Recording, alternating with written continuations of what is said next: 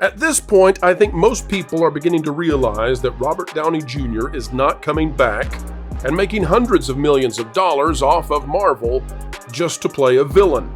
I think that is, well, phony baloney. And folks, we're here to tell you that there may be more than one big-time actor ready to play Dr. Doom.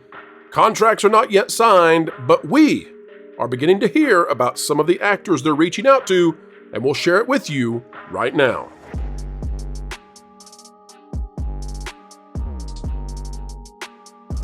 Hello, ladies and gentlemen, boys and girls. Welcome back to the place that is streaming to you from a studio in somewhere sunny USA, where the sun is always shining and we're always shining truth on the entertainment industry. Thank you for being here. As you get started with us, we sure would appreciate it if you would click that like button. And if you'd like to support some of our original content, check out Vacation Radio. The link is down in the video description below. Let's get down to the nitty-gritty, folks. It sounds to us like Robert Downey Jr. is not simply coming back to play a Dr. Doom villain for 3 movies, or 2.5, depending on how you split this. Folks, we've got information here, and I want to preface this and say to you that contracts are not yet signed. So we cannot tell you for sure who is going to play the prime Dr. Doom, but we can say that we're beginning to hear some names, and we can't wait to bring the biggest name that we've been hearing about. Let's bring the panel in right now. I just want to remind, without being braggadocious, that we've been calling the Robert Downey Jr. thing for like a year. So I don't feel like we're bragging too hard when it's something we've consistently said was going to happen for a year. We had the Dr. Doom story maybe 2 months ago-ish, but I didn't put a lot of credence into it, and I still don't. And I'll explain why in just a moment. But this is our story for today. This is the headline. This is going to be coming to us from the N. Snyder. You get it? You get it? And this is Jeff Snyder's blog, vlog, whatever you want to call this place he does. And he's got the story here, and there's an interesting way that he's framing it. We're going to go along with it, and I'm going to tell you what I'm hearing from the same source that has been telling us that RDJ was coming back, that he's bringing Jeremy Renner with him, that it was all tied to the Russo brothers, that they were a package deal. We've reported on this for literally months, and we've been reporting on RDJ coming back for a year. So we've been on this thing. I'll tell you what that same source is telling me now, and it is fascinating. All right, here's what it says. Inside Robert Downey Jr.'s return to the MCU, his casting as Dr. Doom and his massive salary. If you have followed this channel, you're going to be familiar with much of this already. It says, you either die a hero or live long enough to see yourself become the villain. That's from The Dark Knight. On Friday, May 10th at 2:49 p.m. Little specific, maybe. Compensating, I don't know. I received an encrypted email. Ooh, this sounds very spy-esque. From a tipster that read, Robert Downey is coming back to the MCU as an alternate multiverse Tony Stark who is actually Dr. Doom. Lucrative payday, etc. will be first appearing in an end credit kicker. Enjoy. To say this was a monster tip would be the understatement of the century. This was honestly world news. Okay, we'll keep going. The kind of news that would delight the world, or so I thought, which is my favorite kind of news to break. I had lunch on the books with the representatives from Marvel and Disney on May 21st, so I decided to wait to inquire until we were face to face, as this was the kind of thing that both merited an in-person conversation and would in theory hold during that time. But then our lunch got Thanos snapped for some reason, and not even rescheduled, and I was left with no choice but to call Marvel. Guys, have we ever got a scoop from a source, and then we decided to hold that scoop until we got a hold of Disney to see if they would confirm something that we know that they would absolutely not confirm because it would destroy their announcement? Have we ever done that? No, I don't think we've ever tried that one. New strategy. We'll hold on to that one. Maybe Jeff's got us on that. When I told Marvel what I'd been hearing, the studio denied it. Can't believe it. And I accepted their denial at face value. That makes total sense. As I always have. I'm starting to see something here. For that same rep has kept me from getting egg on my face plenty of times. But the thought never went away. This is precisely the kind of big, bold move that the MCU needs, and more importantly, that Downey would go for. Sure enough, on Saturday night, Marvel announced that Robert Downey Jr. would be coming back to the MCU as Dr. Doom in Avengers Doomsday and Avengers Secret War. Of course, they left out the part about the character being first introduced in a mid-post-credit sequence at the end of the Fantastic Four First Steps, but that's beside the point. The point is that Robert Downey Jr. is back, baby, the real Marvel genius. Is it stunt casting done out of desperation, or is it a work of creative genius? You be the judge. And it goes on to talk about all the stuff, blah, blah, blah, blah. But again, We have been telling you this was happening forever. So whether or not his source was right doesn't matter. He could have just tuned into this channel. We've been telling that this was going to happen.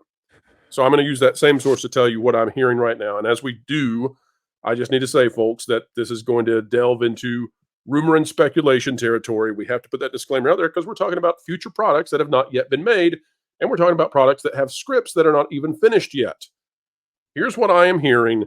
Again, unfinished work, so we'll be gentle with it. But let me frame it this way. Robert Downey Jr. is getting paid somewhere between $50 and $100 million to do this. And when he does this, he's almost certainly going to get close to the $100 million. You don't get paid $100 million to play the villain.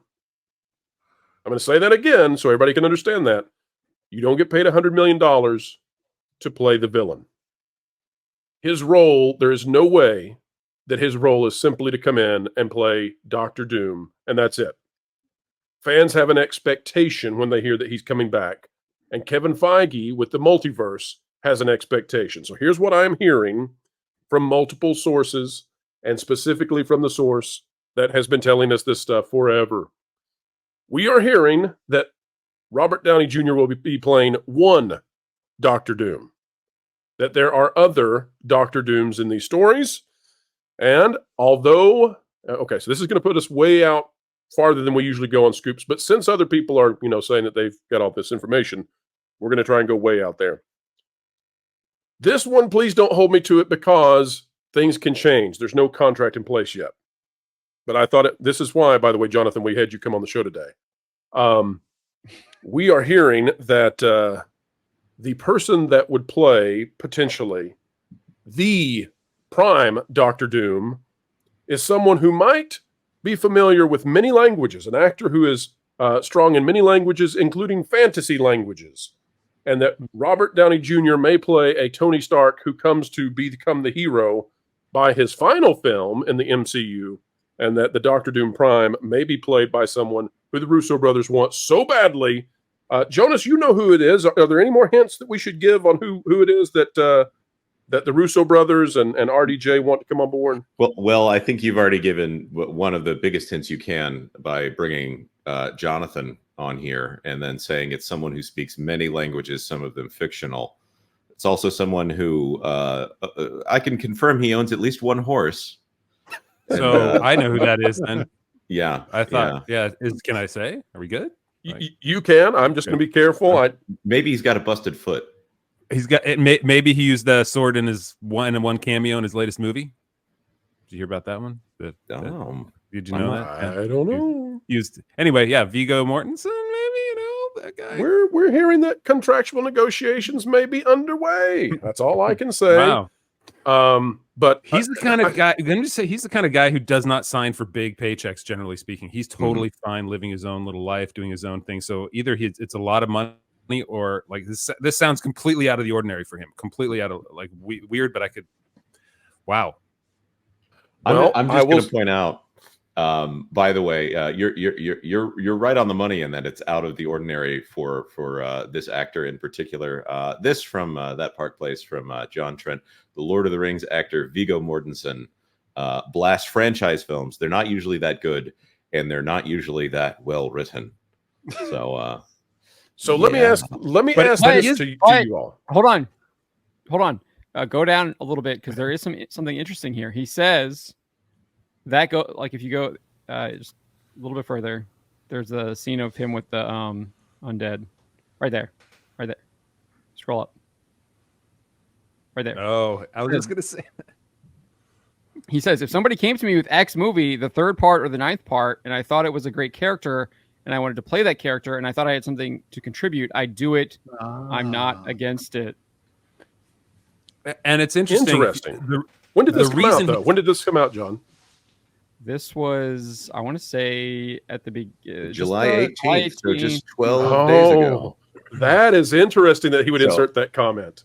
Yeah, so that sounds like maybe a little negotiation tactic there to me, based off of the recent revelations. That part about maybe I'd run out of money. If he makes this deal, it'll be a long time before he does. Well, and I'll say this: we typically, until we think that there might be a contract signed, we don't typically report rumors like this.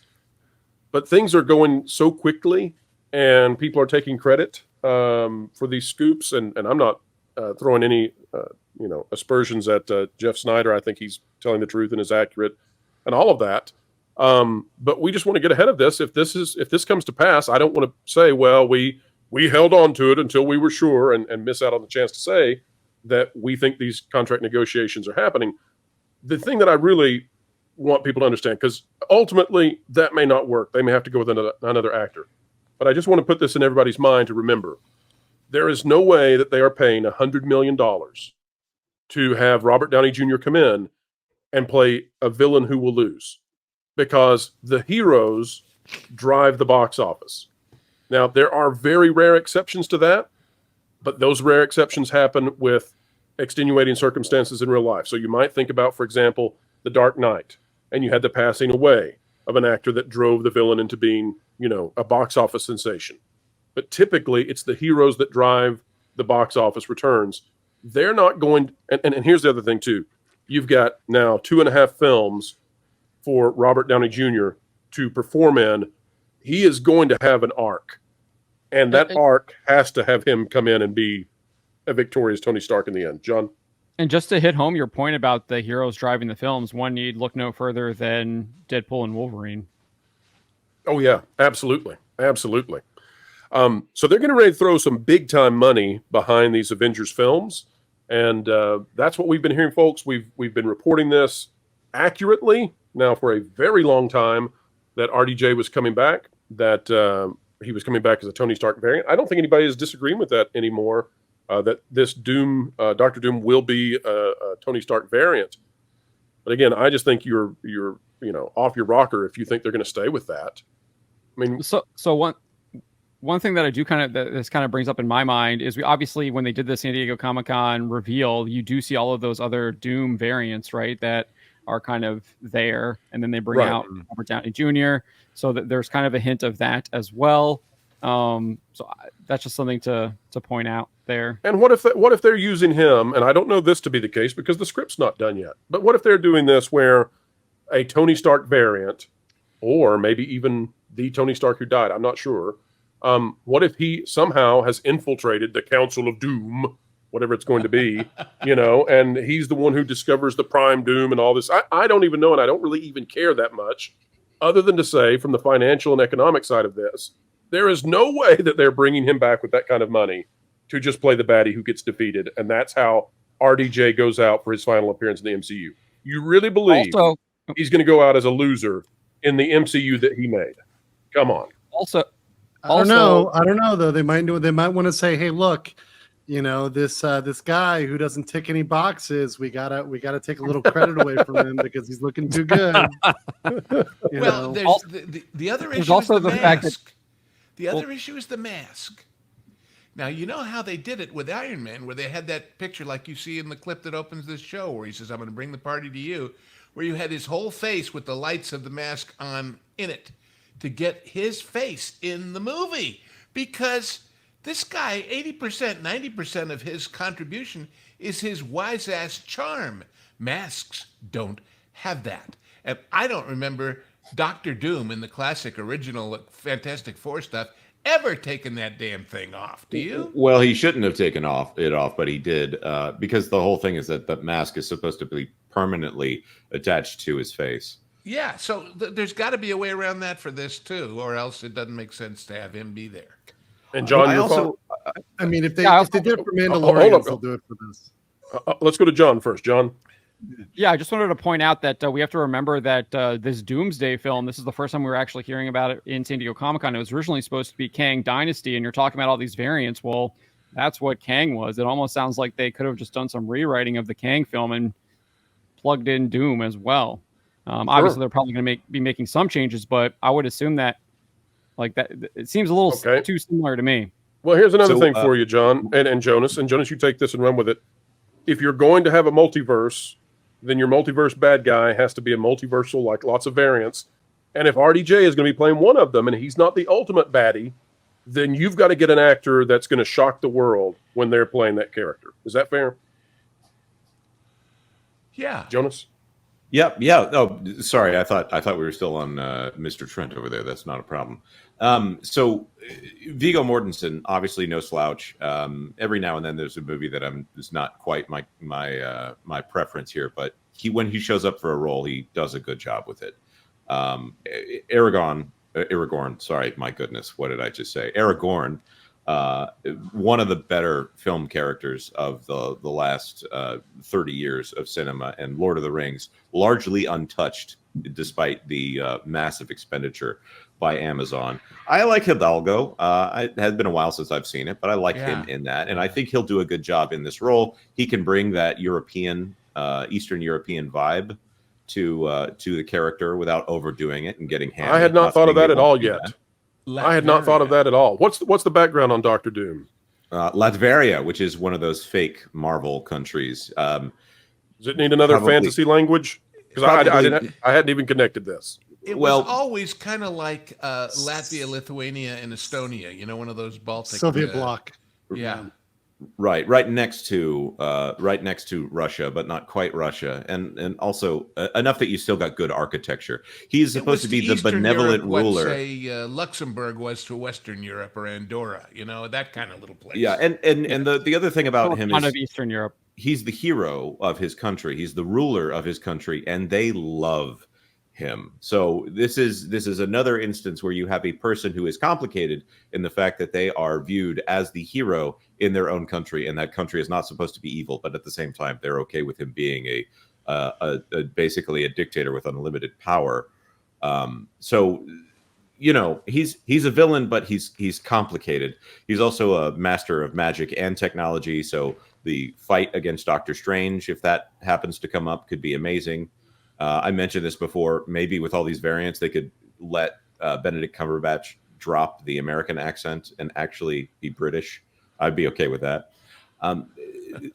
This entire thing to me says that that if they're shelling out the big bucks so that they can get in established actors to play villains, this is a good thing. Because at this point, they can't just... They spoiled everything. Well, you can't go out and just hire random muscular white guy anymore. Apparently, if they're going to hire someone that's... You're telling me you don't want Henry Cavill as the as one of the Doom variants? How dare you, Jonas? I should have added the word unknown here. I know Chris Evans wasn't unknown at the time. Chris Hemsworth was relatively unknown at the time. But if they're going to go with an unknown, they're going to feel pressure to put in somebody that is diverse in whatever definition Kevin Feige wants to do. With Viggo Mortensen, he's a known quantity. They can say they're going for the same way that CW always went for. We hope you will remember him from this other beloved sci-fi or fantasy genre and stick them in their shows. They want people to think about the only untouched, the only non-corrupted cinematic franchise that's left, and that is Lord of the Rings. So let's go to Jonathan. Do we know anything? Do we know anything about his upcoming movies? Anything on his slate? Are you aware of anything in that regard? I don't know how much you follow just the regular actors who've been part of Lord of the Rings in the past. So. No, not generally. I don't. I know that the news that's come out about Viggo recently has been the I can't remember the name of the Western that he wanted to make, just kind of like his own, horizon. But there's one scene in it where he's like a flashback scene where or not a flashback, like a dream scene where he's riding a horse and they needed a sword. And so he asked Tolkien Enterprises or Middle Earth Enterprises at this point, like, can I use my sword from Lord of the Rings for this scene? And they're like, sure, go ahead. It's only one scene. And so you can actually see it on there. But yeah, he keeps it toned down. And remember, the only reason that he really did Lord of the Rings is because his son said, yeah, Dad, you got to do it. He wasn't going to do it until his son was like, no, you have to play Aragorn in Lord of the Rings. Are you kidding me? And so literally from one day, right? What? Didn't someone drop out? Yeah, Stuart Townsend. That's right. Yeah, he dropped out. He was too young for Aragorn, and he didn't work out, is what Peter Jackson said. But yeah, so he did that way. I wonder, really, Mortensen to do this, and this goes back to an interview I had with him in 2003, 2000, I think, 2002. He it has to. It's all personal to him. And so if he finds a good personal reason to make this, he'll do it. He has enough money now for his life, for his children's life and his grandchildren's life. And so maybe, I don't even know if he does. I don't think he does, but maybe he has a kid he knows, there's a grandchild he knows, somebody he knows who loves Marvel, who loves the Fantastic Maybe Four. RDJ called his son and said, "Hey, it worked once. Here, let's do it again." Yeah. So Who knows? that's what, like, well, I'd love to find out the personal angle if this ends up being true, that he would pick it, because there's got to be a side to that he's personally involved in wanting to do it. Not just, it's not just a paycheck for him. So Andrew, if they can't get the contract done with Mr. Mortensen, who are some others that you would hope to see play a Doctor Doom? Who would you go with? That's a hard one. It's because it's hard, because the thing is they've tapped the well, and they've tapped the well so pretty thoroughly that they've only got to go with Hail Marys. So I really can't think of too many options for Hail Marys that would actually land. I mean, the fact that they have to bring back Robert Downey Jr. is a testament into itself, which, you know, is kind of the kind of foreshadowing in Deadpool there of the desperation of Disney, right? They're at a point where they need Hail Marys because that's the only way they're going to stay on the board. So I really, there's a Hail Mary they could make. I can't even think of anybody. There's a Hail Mary they could make. It's never going to happen in Star Wars, and it's there's legal action. So I'm kind of doing this in jest, but sure, you know, Gina, bring her back for some fun. That'll work, Disney. You know what? Get out of that lawsuit. I would tolerate a female Dr. Doom. I would tolerate it. Oh, fun. Yeah, I know. Like Scott Mendelson. Hold on. Doctor is a gender neutral pronoun. That's right. Just like Penguin. Ben Mendelsohn was openly campaigning for the role in some interviews, or if you want to call it campaigning. There are some actors that are really good that have said they want to be in the role. But if the choice is between Ben Mendelsohn, who is the closest in proximity to the Disney machine, or Aragorn, then I'm going to go with Aragorn in this situation. I saw someone say Christoph Waltz in the chat. Too terrible. Very good. Oh, I don't know. He's just so silly in the way that he talks. I don't know that I could feel threatened by him. I have seen one movie where he's threatening. I don't think he has the physical presence for it. Yeah. I just don't. Now we're getting some people saying that Doomcock could be a great Doctor Doom. The only problem is Doomcock was already the villain of She-Hulk, so they're stuck there. They went to that well, folks. We're sorry. Folks, we have reached the end. We are throwing the ring into Mount Doom. Sorry, precious, but we would appreciate you if you could help us have a happy ending as we say goodbye to this fellowship for right now. Click the like button, share, subscribe, click it, stick it to the algorithms. It is the notification bell. Drop a comment down below. Let us know your thoughts. And folks, we will see you very soon, we hope. Make sure to check out That Park Place Live Thursdays at noon Eastern.